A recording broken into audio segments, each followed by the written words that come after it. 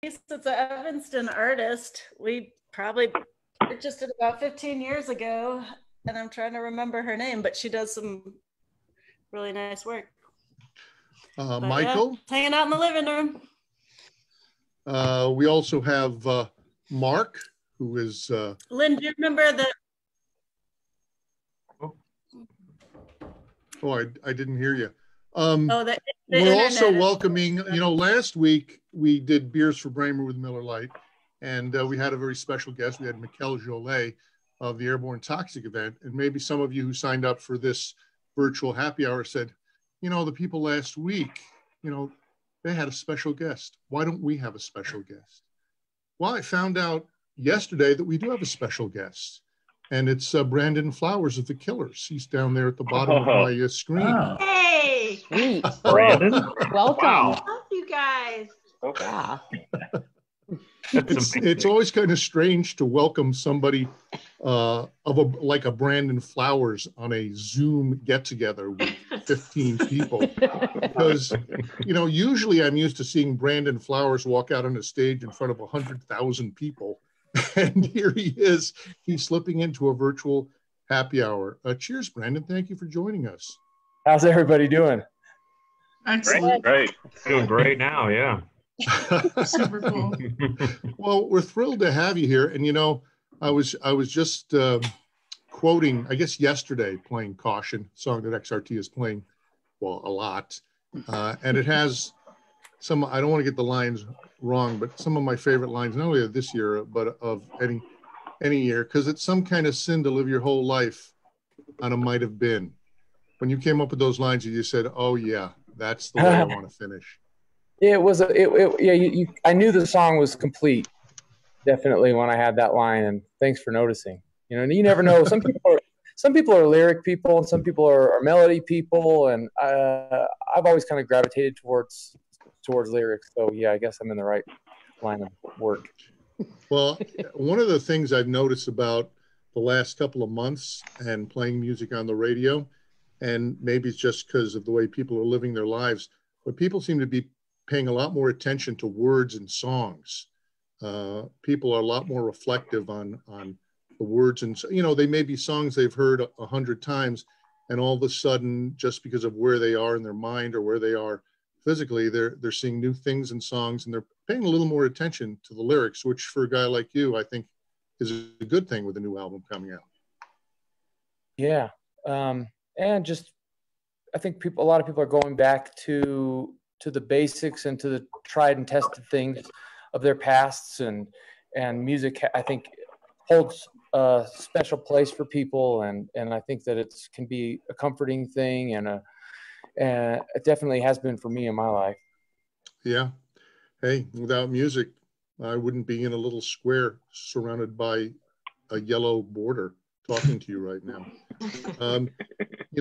It's hard to refer to this guy as an underrated guitarist, but I usually do, because being associated with a band as big as Fleetwood Mac, people really sometimes miss or don't appreciate the level to which Lindsey Buckingham takes guitar playing. You know what I mean?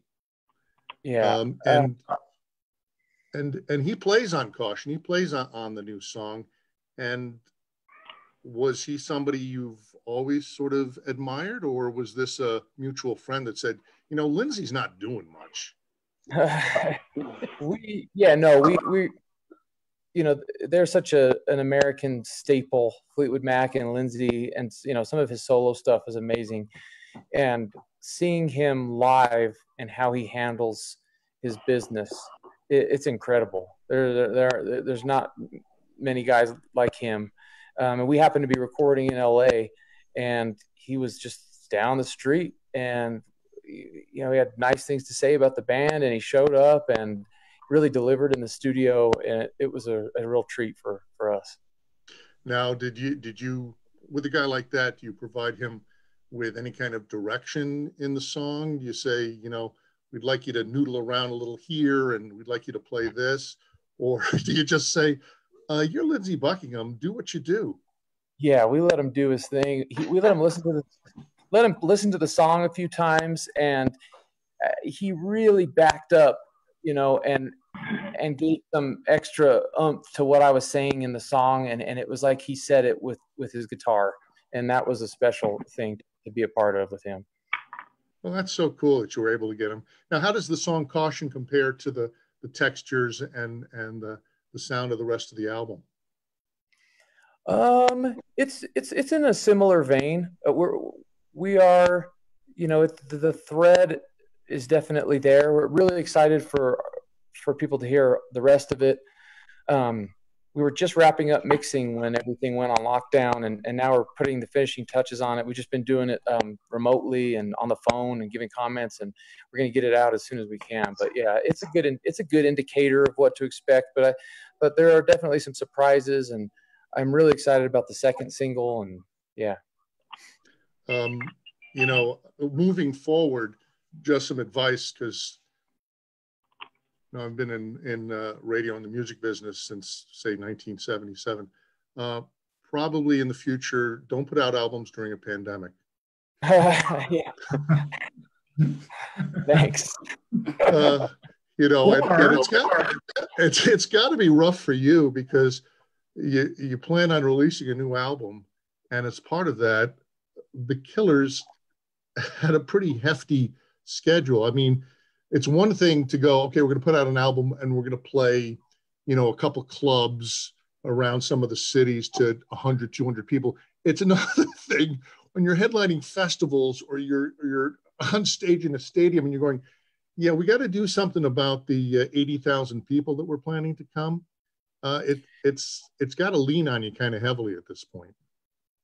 Yeah, it's definitely a downer. Everything was kind of leading up to this big tour, and it's something that we really love to do, and it's become a big part of our identity as a band, is the way that we perform and sharing these moments with our fans. And it's strange, and I hope, you know, but my heart goes out to everybody that's not able to work, and I also have a 75-year-old dad who's got diabetes, and we're thinking about him all the time, and so it's just a strange time. Yeah, it is a strange time. Was live music always a component that you look forward to? Because, you know, I know some artists that, you know, love to be in the studio and love to write music on the piano, but, you know, it's kind of a curse for them to have to go out on the road. No, yeah, it's a part of it's become something that I really look forward to, and that I think I'm addicted. I think I'm an addict.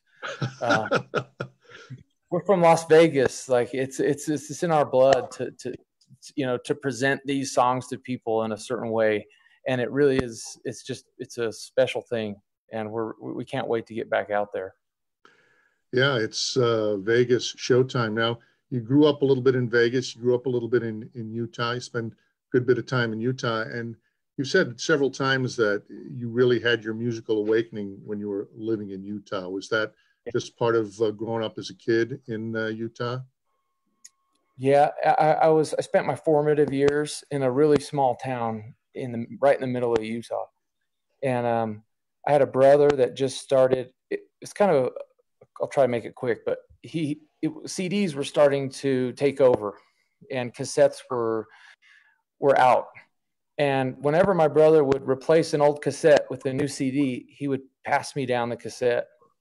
And it was kind of like a musical inheritance. And so I got, Pet Shop Boys and the Smiths and New Order and REM and Oingo Boingo and all this really great alternative music from the 80s. And it was just, I loved it.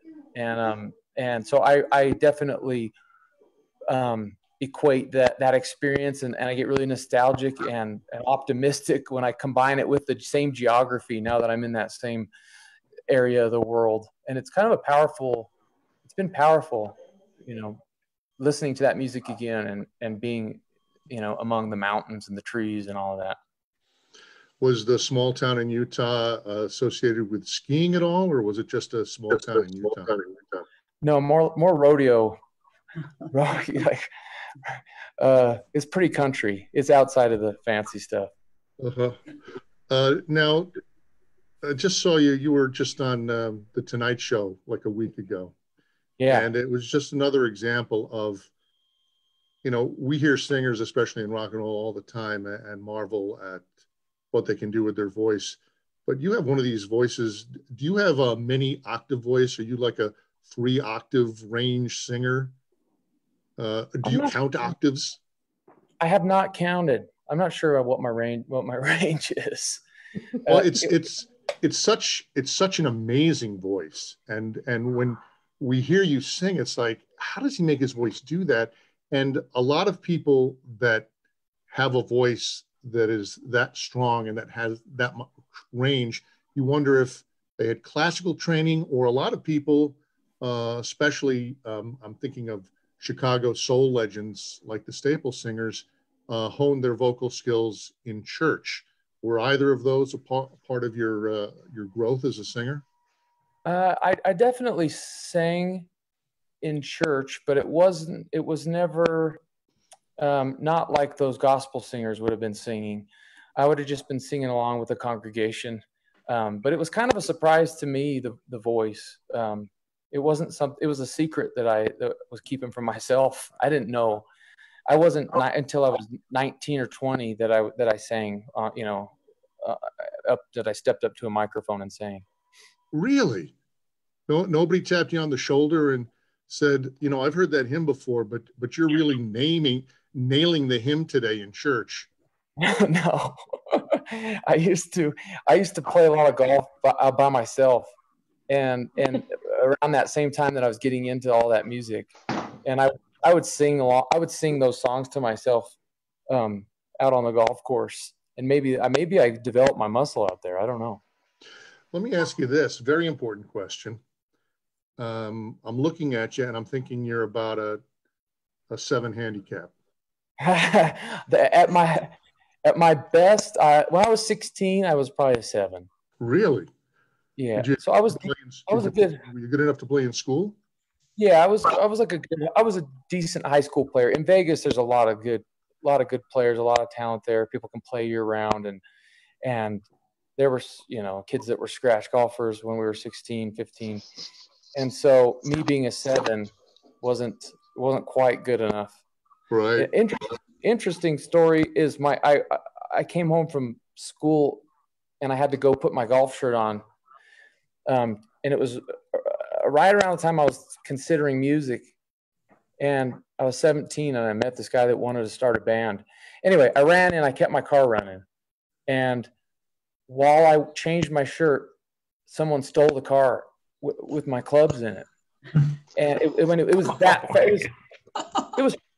was 45 seconds I was in the house. I mean, I had to get to the golf course. And when we found the car eventually a few weeks later, and of course my clubs were gone, and I just didn't get any more golf clubs. I realized that there was some kind of strange fork in the road that I was at, and that helped me make my decision and my crossroads. Really? Yeah. That's pretty amazing. There was a time in the world of rock and roll when nobody would have considered taking the golf fork. If you were listening to Janis Joplin, she wasn't, going out playing a quick 9, No, with the big brother of the holding company. You wouldn't admit it. Right. It was kind of the anti-rock and roll. But you know what I've noticed? I don't know if you're aware of this, but a lot of artists that I got to know in the late 70s and early 80s that had serious substance abuse problems gave up drugs and took up golf. And it really was kind of their access to getting away from dependence on drugs. So you could say in some ways that cocaine and heroin are the gateway drugs to golf. Yeah. I'm doing it backwards. Well, I don't want to keep you too long. We really appreciate you spending some time, but just a couple more questions. Here we are, we're quarantining from home. We're trying to stay safe. And I know you have a bunch of kids running around, somewhere in the house. And how are you how are you fathering kids that don't want any part of this kind of quarantining? Are you in a place that's remote enough that they're getting out?